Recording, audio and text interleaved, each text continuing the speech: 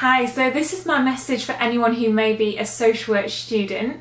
Maybe someone who may be thinking, I've signed up for this degree and now I've been faced with all of this legislation I'm going to have to learn. I'm going to have exams, I've got assignments to write, I'm dealing with academic stuff. I thought I was going into social work to help people and this is all just feeling like I'm not doing anything of the sort. Actually, you will get there, and I've got some advice for you based on some of my own experiences and things that I wish I'd known a bit earlier as well. So I may seem confident because I have a YouTube channel for social work, but actually I was probably the least confident student there was, especially in the first year. So I would sit at the back and I would feel completely embarrassed if I had to do a presentation in front of people, even if it was in front of 3 people. I'd find it hard to hear my own voice. I was getting pretty low grades, or at least average grades in the first year. I came out with a first in the 3rd year, so that was my outcome of my degree, so I'm really proud of that. But that's come from a complete change in my mindset. And also a complete shift in how I saw myself as a person. One way I did this was by starting to surround myself with people who made me feel good about myself, especially in the 3rd year. We'd start to sort of want to benefit each other and help each other. And I had a friend who printed out a load of journal articles, and I'd always look on the computer at mine and I'd find that the way he did it actually helped me. I felt like I was looking at them and it was just not going into my head whatsoever, but when they were printed in front of me I was able to go through and highlight bits that were working, highlight relevant parts, and that really helps. So learning from other people in your class will help. People that you feel they may have tips or bits that's working for them, and sharing information with others really benefits you all. So that's something that I learned from having that good friend. I think there has been times where I've felt inadequate, but actually I've found ways to enhance my knowledge and understanding, and it comes from really getting your head around the basics. You're not going to understand it all in the first year. The first year is like a practice year, and it all becomes way more understandable when you're actually applying it to practice. So when you start doing your placements, everything will kind of fall into place. Take the first year as sort of a nice thing, because it may feel like you're learning all the stuff that's not the practical bits and you're just waiting for that year to finish, but actually enjoy it. If I was to go back in time, I would definitely think about the theories I'm being taught and imagine how that would actually apply to people.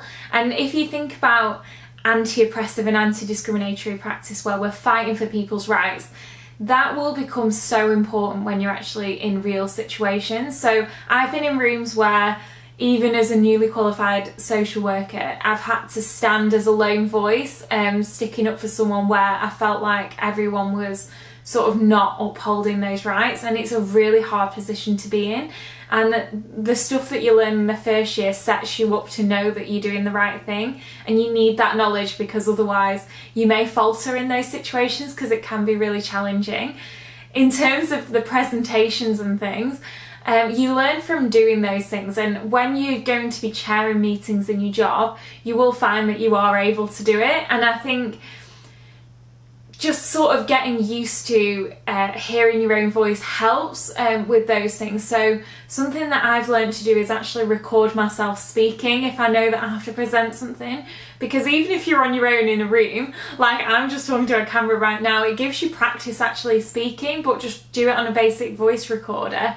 Or if you're practicing for an exam, you can write bullet points down on sort of like those little cue cards and then record yourself saying it, and then practice writing everything as well. I did that with all of my social work law exams and managed to really excel in those, even though I felt like I wasn't someone with a good memory. So that's something that really helped me.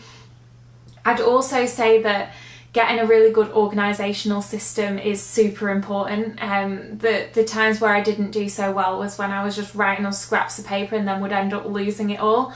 And really, I noticed that the people that did well developed a strategy sort of early on, or at a point where they realised they needed to enhance what they were doing. Some people would have like those mini laptops and share and save things on maybe Evernote. That's something that's good to save things, or have the actual PowerPoint presentation printed or on the laptop and put their notes relevant to each part of the presentation, rather than just writing reams and reams and reams and then not even knowing what it related to in that presentation. It's all about sort of remembering what's relevant to what the tutor's saying, because if you are starting out and you're on a degree, you're sort of trying to understand things that you don't really know much about. So it's likely that if you're listening to things that are new, it's not going to make sense to you, and don't panic about that. That's part of it, and that's why they actually give you a reading list, because they're trying to direct you on what you should read.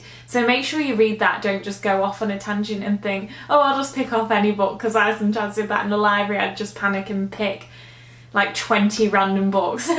But when I started actually reading the reading list and going with what they were directing me to look at, I did a lot better. And also making sure you're getting sort of good quality journal articles that are relevant as well.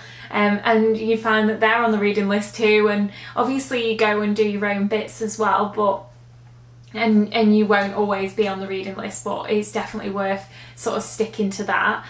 And then in terms of other things that helped me, Grammarly really helps. You can use it for free, just helps you with checking your grammar and also your sentence structure at times. I think that's enough tips for today. If you've enjoyed this video, just let me know in the comments section, and please subscribe to my channel for more updates. One last thing, we've now got our Discord group, which is free to join. I'll have a little link below in Linktree, and you can join that group. There's going to be conversations amongst social work students and people entering the field.